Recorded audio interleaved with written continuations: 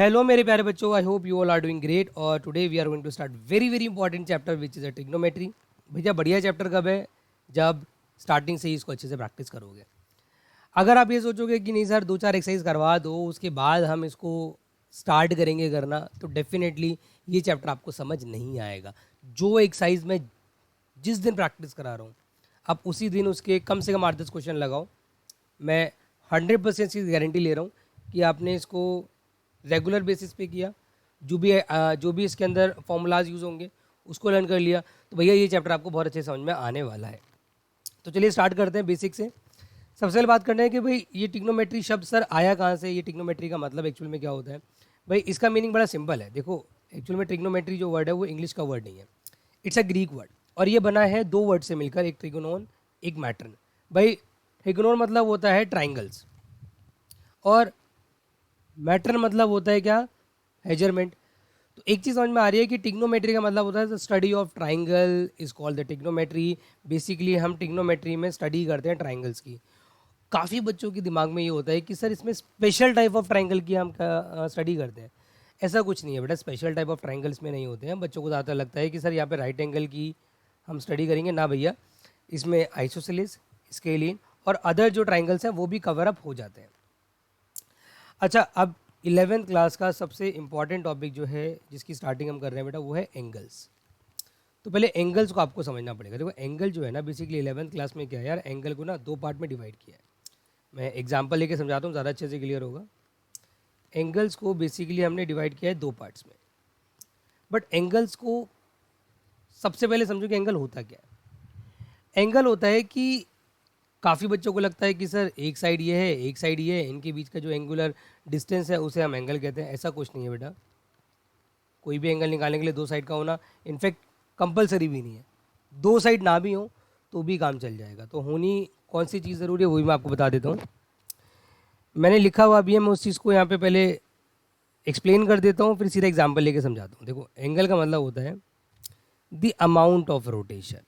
लिखा हुआ है angle is nothing, angle just the amount of rotation from initial side to the terminal side. मतलब मैं ये कह रहा हूँ जैसे मेरी एक साइड यहाँ पर है फॉर एग्जांपल, अब ये इसकी इनिशियल पोजीशन है और मैं इसको रोटेट कर देता हूँ।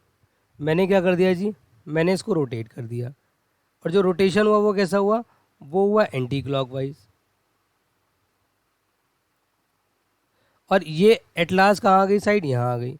ये इसकी कौन सी साइड है, ये इसकी फाइनल पोजीशन है।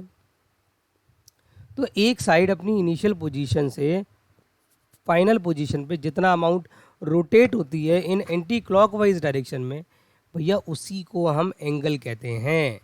अब बच्चों को उनमें एक डाउट आता है, सर आपने बोला एंटी क्लॉकवाइज, इसका मतलब जो क्लॉकवाइज होगा क्या वो एंगल नहीं होगा? ऐसा नहीं है बच्चों। जो एंटी क्लॉकवाइज है वो एंगल होगा बेटा हमेशा पॉजिटिव, और जो एंगल क्लॉकवाइज होगा वो होगा नेगेटिव। मतलब एंगल ऐसा भी हो सकता है और एंगल सर ऐसा भी हो सकता है, बट ऐसा जो एंगल होता है उसे हमेशा आप क्या मानेंगे, नेगेटिव एंगल। तो अभी तक आपने क्या सीखा था कि एंगल हमेशा पॉजिटिव होते हैं, बट अब आपको क्या पता लग गया कि angle can be positive and can be negative. तो ये बात आप दिमाग में रखेंगे, राइट। उसके बाद बात कर लेते हैं हम, होल्ड करना बच्चों को।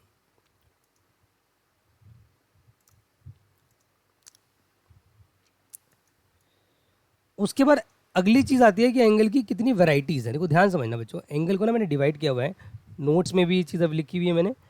एंगल बेसिकली कितने टाइप के होते हैं, दो टाइप के होते हैं 11th क्लास में। एक होगा डिग्री मेजर, या आप बचपन से सीखते आ रहे हो, जो इन टर्म्स ऑफ डिग्री होते हैं, लाइक मैं कहूँगा 30 डिग्री 45 डिग्री 60 डिग्रीज। तो डिग्रीज़ के एंगल तो आपने ऑलरेडी सीखे हुए हैं, ठीक है जी। और एक होता है आपका कौन सा measure, that is called a radian measure. अब ये कौन सा एंगल आ गया सर, ये एंगल्स बेटा वो होते हैं जो इन टर्म्स ऑफ होते हैं पाई, मतलब लाइक π/3 π/4 7π/8 एट्सेट्रा एट्सेट्रा।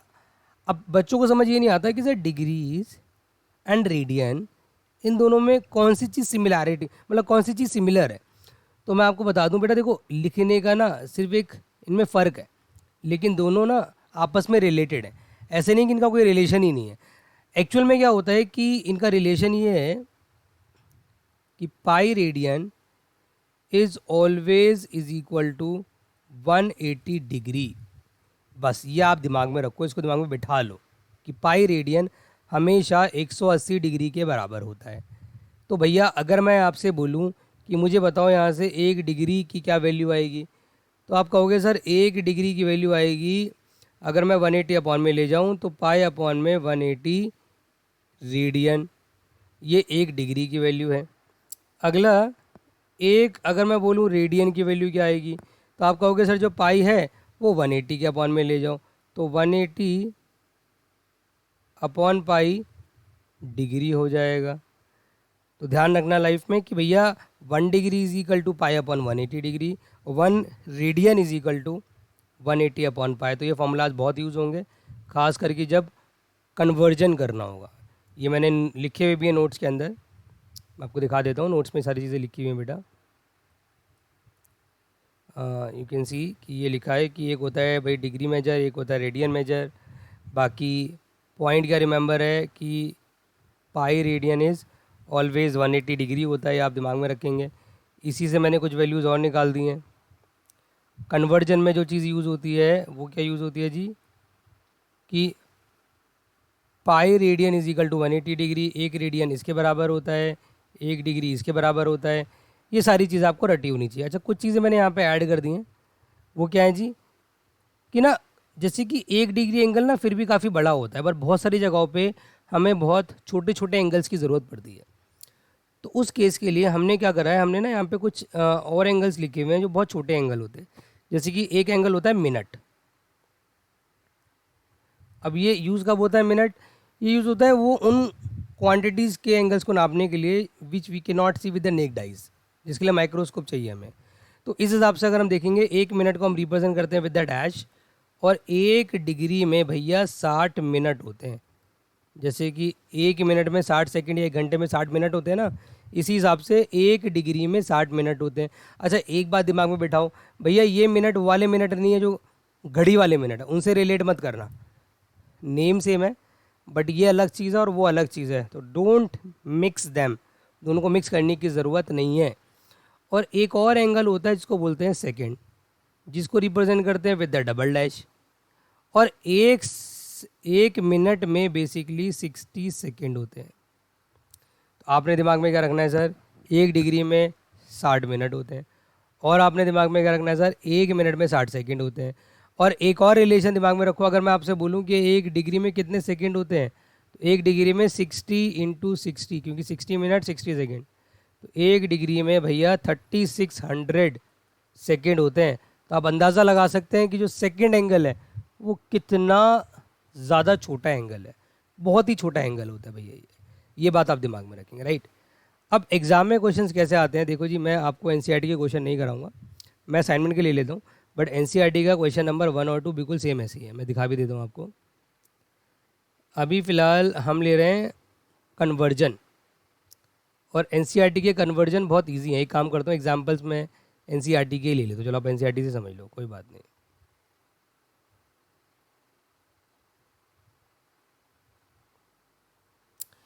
जैसे कि अगर मैं आपको सिखाऊं बेटा,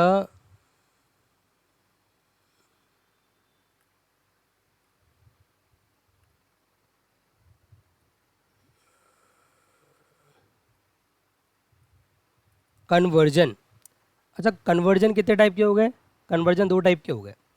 एक कन्वर्जन सीखेंगे हम कि हमारे पास डिग्री है सर, और हमें डिग्री से जाना है रेडियन में। एग्जाम्पल के तौर पे मेरे पास है 270 डिग्री, ये डिग्री है, ध्यान रखना। तो आप सबसे पहले हेडिंग डालोगे वी नो दैट 1 डिग्री कितना होता है सर, 1 डिग्री होता है पाई अपॉन में 180 रेडियन, ये आप दिमाग में बिठाओ। तो अगर मैं आपसे बोल रहा हूँ भैया एक बात बताओ 270 डिग्री कितना हुआ, तो आपने कुछ नहीं करना मेरे बोले बच्चों, आपने 270 डिग्री को पाई अपॉन 180 से मल्टीप्लाई कर देना है। तो इफ़ यू विल मल्टीप्लाई, इससे ये कट जाएगा, ये हो जाएगा 27 पाई अपॉन 18, यहाँ आ जाएगा, ये कट रहा है विद 9, तो ये आ जाएगा आपका 3 पाई बाई 2। जितना कट रहा है उतना कट कर देना है, और उसके अलावा आपने कुछ, अच्छा इसमें पाई की वैल्यू कभी नहीं रखनी होती है, पाई आप एज इट इज़ रखेंगे, मतलब जो आंसर आएगा वो इन टर्म्स ऑफ पाई आएगा हमेशा, ये बात आप दिमाग में रखेंगे। अब जैसे मैं एक और एग्जांपल ले लेता हूँ, मैंने लिया जी एंगल आ गया फॉर एग्जांपल नेगेटिव, तो सबसे पहले मैं क्या करूँगा, 1 डिग्री बच्चों किसके बराबर होता है, दैट इज़ पाई अपॉन में 180 डिग्री, सॉरी पाई अपॉन में 180 रेडियन। मैंने क्या बोला, जितना भी डिग्री आपको निकालना हो आप उसको बस पाई अपॉन 180 से मल्टीप्लाई कर दो। पाई अपॉन में इससे कट जाएगा, ये 18 की टेबल में 54 आता तो है यार, इससे कट जाएगा तो ये आ जाएगा -3 पाई रेडियन। अच्छा, कई बार ऐसा भी हो सकता है बच्चों कि आपको ना 100% डिग्री गिवन ना हो, जैसे कि अगर मैं आपको एनसीईआरटी का एग्जांपल लूँ तो एक एग्जांपल दे रखा है मैं, जिसमें वो 100% डिग्री नहीं है, वी हैव टू कन्वर्ट। अब जैसे ये क्वेश्चन है, समझना, एग्जाम्पल नंबर 1 आपसे कह रहा है जी 40 डिग्री एंड 20 मिनट को रेडियन बनाओ। तो सबसे पहले आप ये देखोगे सर ये 40 डिग्री जो है वो 100% डिग्री तो है नहीं, तो आपने क्या करना है, 40 डिग्री और जो 20 मिनट है उसको पहले 100% डिग्री बनाना है, और वो बनाना बड़ा सिंपल है जी। आप क्या करोगे, 40 डिग्री, सर मुझे पता है, we know that because 1 degree में 60 मिनट होते हैं, तो अगर मेरे को 20 मिनट को डिग्री बनाना है, तो क्योंकि मैं छोटी क्वांटिटी से बड़ी में जा रहा हूँ, तो सर मुझे इसको 60 से डिवाइड करना पड़ेगा और इसे एज अ मिक्स फ्रैक्शन लिखेंगे हम, और डिग्री लगा दूंगा बाहर। तो इससे ये कट हो जाएगा, इससे ये कट हो जाएगा, यहाँ आ जाएगा सर 40:1/2 डिग्री, और ये हो जाएगा सर हमारा 81/2 डिग्री। तो अभी मेरे को मिल गया ये डिग्री में, अभी मेरे को क्या करना है सर, इसका बनाना है रेडियन। तो करने का अप्रोच क्या रहेगा सर, सेम रहेगा जो हमने अभी सीखा है। वो क्या अप्रोच है समझो भाई, अब वही लिखेंगे यार, we know that 1 degree is equal to pi upon में 180 रेडियन। मेरे को निकालना है 81/2 डिग्री, तो वो हो जाएगा सर 81/2 इंटू में पाई अपॉन में 180। कुछ कट रहा है तो काट दो, फिलहाल तो ये जा तो रहा है 9 की टेबल में जा रहा है, ये 9 पे जाएगा, यहाँ पे 2 से जाएगा, और आई थिंक कुछ और तो नहीं कट रहा, तो ये आ जाएगा हमारा बेसिकली 9 पाई अपॉन 40 रेडियन। और इसी फॉर्म में हम इसको छोड़ देंगे, पाई की वैल्यू रीपुट करने की ज़रूरत नहीं है। तो डिग्री से अगर आपने रेडियन में जाना है तो सर बहुत सिंपल है, बहुत इजीली हम जा सकते हैं। अब मैं बेसिकली आपको सिखा रहा हूँ बच्चों, अगर मेरे को दे रखा हो, क्या आपको रेडियन दे रखा हो और आपको डिग्रीज में जाना हो, अब हम अगला कन्वर्जन सीख रहे हैं, रेडियन इनटू डिग्री। इसमें भी ना केस 2 हैं बच्चों, एक केस, पहला केस तो देखो आप सिंपल है, वो मैं फटाफट से आपको करा दूंगा। पहला केस क्या है, केस नंबर 1 इसका है, when pi involve in angle, मतलब कि जैसे फॉर एग्जांपल मैं आपको बोल दूं जी, मुझे ना 7 पाई/4 रेडियन दिया है और मेरे को ना इसको डिग्री बनाना है, तो ये बिल्कुल भी टफ नहीं है आपके लिए। आप क्या करोगे, आप सिंपल से एक हेडिंग डालोगे, वी नो दैट। मैंने क्या बोला सर, एक रेडियन पता लगा लो क्या होता है, एक रेडियन होता है सर 180/पाई डिग्री। अगर मैं आपसे बोलूँ 7 पाई/4 रेडियन कितना होगा, तो आप बोलेंगे सर 7 पाई/4 इंटू 180/पाई डिग्री। जो कट रहा है जी काट दो, इससे ये कट जाएगा, इससे ये कट जाएगा, 4 4 16, 4 5 तो अल्टीमेटली हमारा 7 पाई/4 रेडियन हो गया 7 इंटू 45, 7 5 35 कैरी गया 3, और 7 4 28, और 3 कितना आ जाएगा 3। तो अगर इन्वॉल्व है ना पाई, तो बच्चों आपके लिए फिर कोई दिक्कत नहीं है, आपने क्या करना है, पाई को सीधा उड़ा देना है, बात खत्म। दिक्कत कब आती है बच्चों को, जब इन्वॉल्व नहीं होता पाई। पहले मैं इसका एक क्वेश्चन और करा देता हूँ, फिर वाला क्वेश्चन कराऊंगा तो पाई इन्वॉल्व नहीं होता। एक क्वेश्चन और लेता हूँ, फॉर एग्जांपल मैंने ले लिया सर, हमें दे रखा है 15 पाई/4, स्टार्टिंग वही है सर, वी नो दैट। पहला केस क्या होगा, भैया 1 रेडियन किसके बराबर होता है? 180/पाई। हमें निकालना है सर माइनस का 15/4, तो क्या हो जाएगा? -15 पाई/4 इंटू 180/पाई। पाई से पाई उड़ा दो, 4 से ये उड़ा दो, 4 4 ज़ा 16, 4 5 ज़ा 20, माइनस का 15 इंटू 45। कुछ कट रहा है जी, काट दो। तो ये हो जाएगा कुछ, फ़िलहाल तो कुछ और नहीं कट रहा, बस एक काम करते हैं, इसको मल्टीप्लाई कर लेते हैं, तो सिचुएशन बनेगी हमारी, कैरी गया 7 माइनस का 675 डिग्री। तो ये हो गया सर केस नंबर 1। जब क्या होता है जी, जब हमारे पास ऑलरेडी क्या हो, पाई इन्वॉल्व हो, पाई से पाई उड़ाओ, और डिग्री में जो भी आंसर आए वो आपका फाइनल आंसर होगा। बट इसकी जो अगली वैरायटी है ना, वो थोड़ा सा बच्चों को परेशान करती है, और उसके लिए एक बहुत बढ़िया एग्जाम्पल है। एग्जाम्पल नंबर देखो, एग्जाम्पल नंबर 2 अगले जो केस है उस पर बेस्ड है। मैं एग्जाम्पल 2 ही आपको एक्सप्लेन करने वाला हूँ, और इनफैक्ट जो मैं अभी एक्सप्लेन करने वाला हूँ उस पर बेस्ड क्वेश्चन नंबर 2 का फर्स्ट पार्ट भी है, सेकंड पार्ट भी है, इनमें पाई इन्वॉल्व नहीं है अगर आप देखोगे तो इसका फॉर एग्जांपल हम ले लेते हैं यार, एग्जांपल नंबर 2 ले लेते हैं। चलो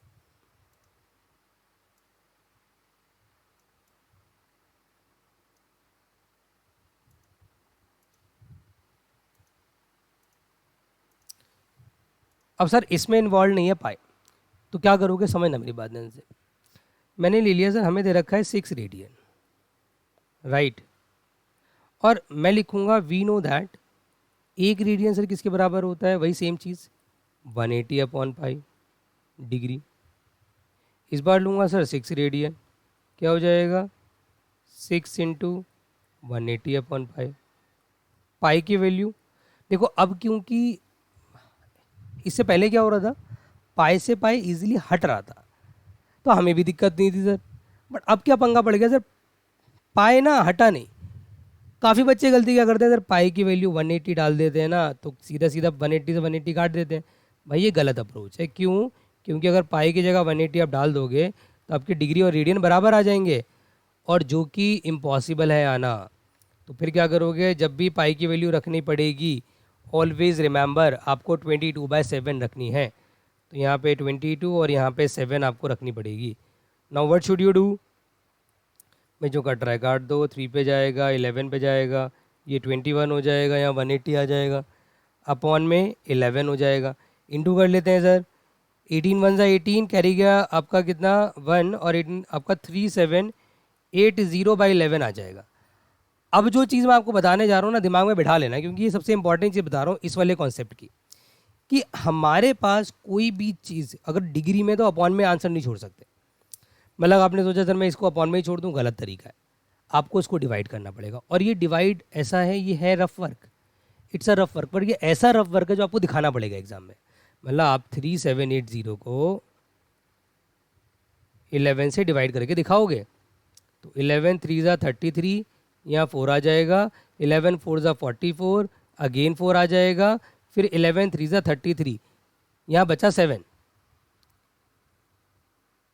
तो अब बच्चा क्या गलती करेगा, वो सोचेगा सर यहाँ पे एक काम करते हैं, यहाँ पे लगा लेते हैं पॉइंट। जबकि पॉइंट लगाना, मैं आपको अगेन मैं रिपीट कर रहा हूँ, सुन लो, डिग्रीज ना तो कभी अपॉन में आते हैं ना कभी डेसिमल में आते हैं, तो यहाँ पे पॉइंट लगाना अलाउ नहीं है। मतलब जो रिमाइंडर आपका बच गया, ये रिमाइंडर बच गया ना, तो आप क्या करो, आपके पास जो क्वेश्चन आ रहा है वो लिख दो, उतना तो डिग्री ले लो, जो रिमाइंडर आपके पास बच गया आप उसको ना एक काम करो अपॉन में डाल दो। मतलब what should I do, 7 by जो डिवाइज़र ऑलरेडी था वो ले लो, और इस सिचुएशन को, क्योंकि अभी ये आपके अपॉन में ही रहेगी या डेसिमल में आएगी, तो इस सिचुएशन को सिंप्लीफाई करने के लिए आप 60 से मल्टीप्लाई कर दो। क्यों सर? क्योंकि सर हम 7/11 इज़ अ डिग्री, हम इसको कन्वर्ट कर रहे हैं ना मिनट, तो यहाँ पे लगा दो मिनट। अब ये आ गया 420/11 मिनट। तो अब इसको सॉल्व करो, डिवाइड हो सकता है, यस सर, 3 पे जाएगा, फिर ये 8 पे 88 हो जाएगा। अगेन सर डेसिमल आ रहा है, क्या डेसिमल लगाना है? भाई मिनट में भी नहीं लगाना है, डिग्री में भी नहीं लगाना है, मिनट में भी नहीं लगाना है, डेसिमल लगाना ही नहीं है आपने। तो आप सीधा सीधा यहाँ लिख दो सर, ये हो गया 343 डिग्री 38 मिनट। अब जो रिमाइंडर बचा उस रिमाइंडर के अपॉन में डिवाइज़र, और उस चीज़ को मल्टीप्लाई कर दो सेकंड में. How can we convert? Sir we have to multiply by 60. तो यहाँ पे लग जाएगा डबल डैश, क्योंकि अब हम कन्वर्ट कर रहे हैं सेकंड में. क्या सेकंड के बाद कुछ और होगा सर? कुछ नहीं होगा. सेकंड पे एनी हाउ आपने एंड करना है, चाहे आपका आंसर अप्रॉक्स क्यों ना आ जाए, आप यहीं पे एंड करोगे. तो अब यह आ गया आपका 343 डिग्री 38 मिनट और 120/11 सेकेंड. अब समझना मेरी बात ध्यान से. इधर मैं 120 को अगेन डिवाइड करूँगा, तो 120 को डिवाइड करूँगा 11 से. 11 वन ज़ा 11, 10 हो जाएगा. फिर देखा 10 है सर, डेसिमल लगाना पड़ेगा, लेकिन अब एक क्योंकि मुझे आंसर निकालना ही निकालना है, तो ये 10 देखा, ये 11 देखा सर, अप्रॉक्सीमेटली बराबर ही है. तो आप 11 वन ज़ा 11 करके इसको ख़त्म करो और रिमाइंडर 0 मान लो. बट हाँ, एक बात ध्यान रखना, जब आप ऐसा कर रहे हैं जुगाड़बाजी यहाँ पर, तो आप ना एक काम करना, 11 सेकेंड लिख के ब्रैकेट में अप्रॉक्स ज़रूर लिख देना. अप्रॉक्स लिखना कंपलसरी है, अदरवाइज़ फिर कहीं ना कहीं आपको दिखाना पड़ेगा 10.9. बट मैंने क्या बोला, अपॉन में या डेसिमल में नहीं छोड़ना है. तो आपको पता है सेकंड पे आ गए, तो आप उसको ख़त्म करो, एक दो का डिफरेंस है, आप एग्जैक्ट ना निकाल के अप्रॉक्स निकाल दो और वहीं एंड कर देना. तो मैं उम्मीद करता हूँ बेटा, मैंने आपको सिर्फ अभी इस वाली वीडियो में क्या कराया कि डिग्रीज़ को कैसे रेडियन में कन्वर्ट करते हैं और रेडियन को कैसे डिग्री में कन्वर्ट करते हैं. फ़िलहाल इस वीडियो के हिसाब से आप एक्सरसाइज नंबर 3.1 का क्वेश्चन नंबर 1 एंड 2 के सारे पार्ट आराम से अटेम्प्ट कर सकते हो. अगली वीडियो में हम लोग इसके बचे हुए क्वेश्चन जो वर्ड प्रॉब्लम है वो 3 से लेके 7 तक उसको कवर अप करेंगे.